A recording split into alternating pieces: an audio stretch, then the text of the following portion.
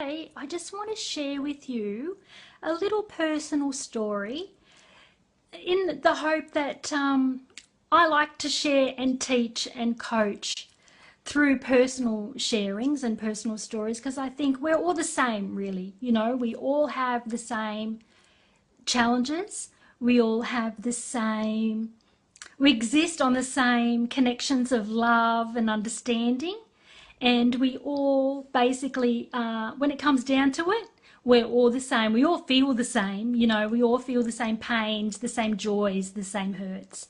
And I know last week, me and my family had to let go one of our fur babies and help him cross the Rainbow Bridge.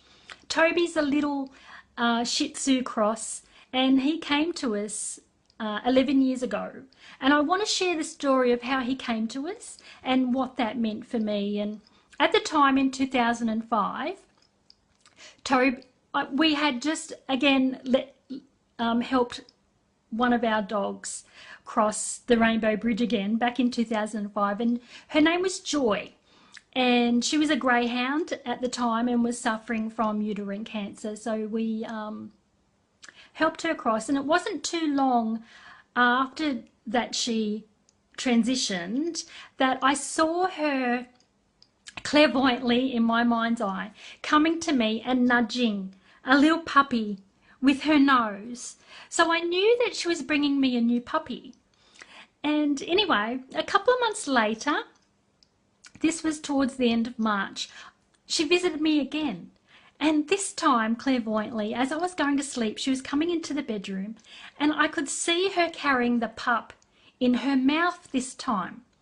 And I knew that basically she was bringing me my new puppy. And the thought came into my head that I would hear about my new puppy through a friend of a friend.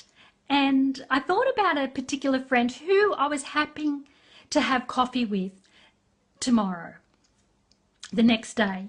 And so anyway, I'm telling my friend Monique the story, and she says to me, oh my God, she says, one of her friends had just had pups.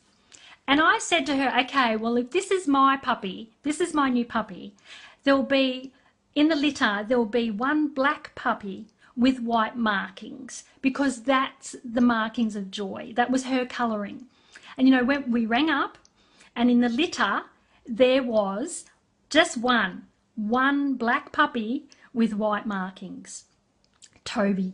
And anyway, that lady couldn't charge me anything. That was going to be my dog.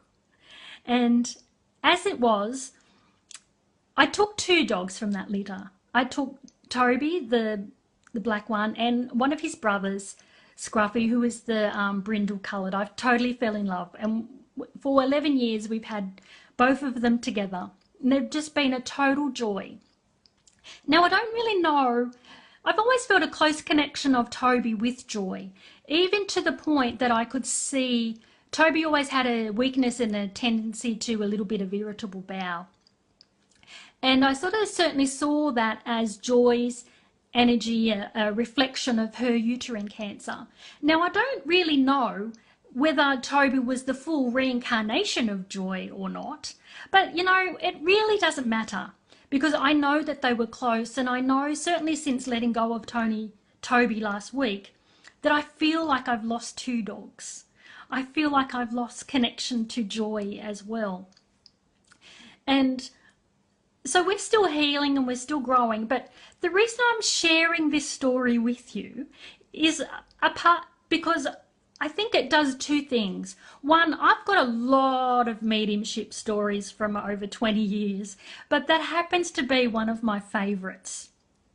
And maybe because it's, for me, it totally validates the existence, the continued existence of Joy, and it validates the love that we feel with our pets, and the fact that, having had to let her go so she was having no suffering, the very first thing that she did was help bring a new puppy into our lives. And for me, that totally does validate that our love bonds with our pets continue to exist and transcend the boundaries of death, so just like our family and our loved ones do as well. And I know lots of people have questions about their pets when they do pass on, so the other thing that this story does for me too, and another reason why I want to share it with you, is just the gift that is mediumship. Yeah, sure, people can think that or the message from Joy about bringing Toby was totally in my head. But I'd have to say to you, not really, because life then totally supported that message. The very next day I'm at my friend's and we're finding that dog. So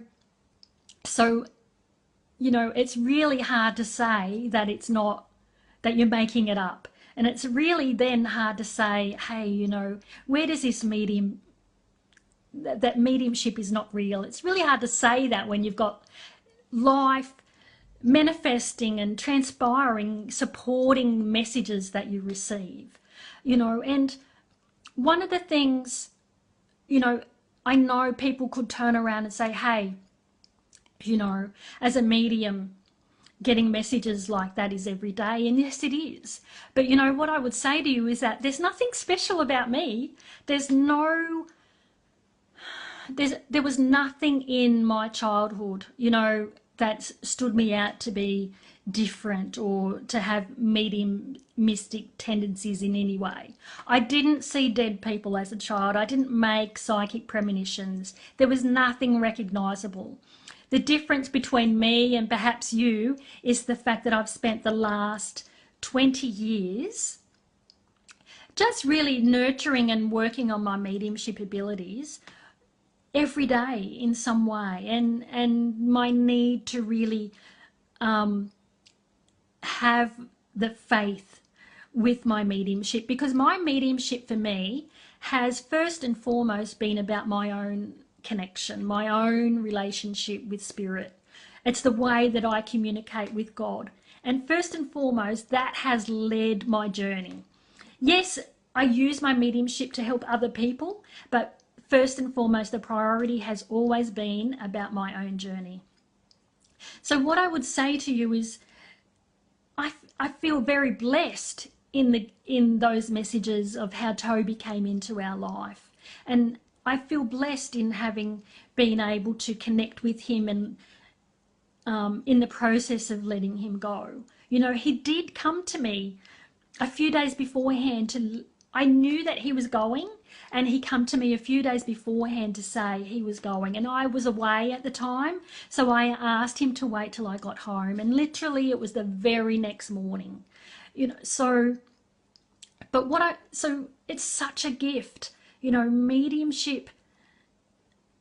I feel gifted in that process of little Toby and having the way he came into our family, and the way that having that information to know that he was going and helping him across the Rainbow Bridge. But what I would say to you is mediumship is there for everyone. It's there, absolutely there for everyone. You can have those kind of gifts in your life too. And that's what I want to leave you with, is just knowing that you don't have to have any special abilities to develop your mediumship. You just have to know that it's an inherent part of who we are as humans. It's an inherent aspect of the soul to be able to communicate on many levels in many different ways. And I would say just open yourself up, because all that it brings to you is the gifts of love that I hope this little story inspires you with. And if you have a pet that you dearly love and have lost, then my heart goes out to you, and God bless. So thank you for listening.